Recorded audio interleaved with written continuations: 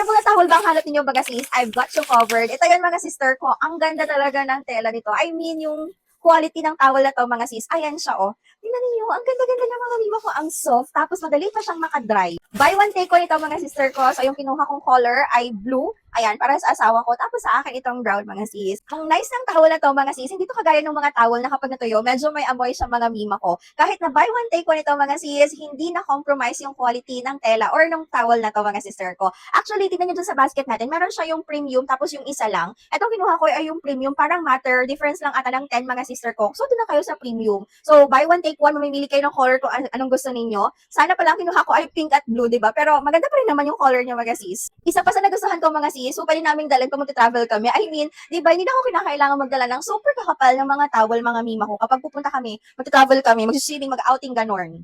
Pero kahit manipis ito mga sis, maganda yung quality niya. I mean, makakatuyo pa rin talaga kapag naligo kayo mga sister ko, makakatuyo siya ng katawan. Pero kung naghahanap na kayo ng premium quality na towel pero super affordable, ilalagay ko yung link dyan sa basket. Check out na, go!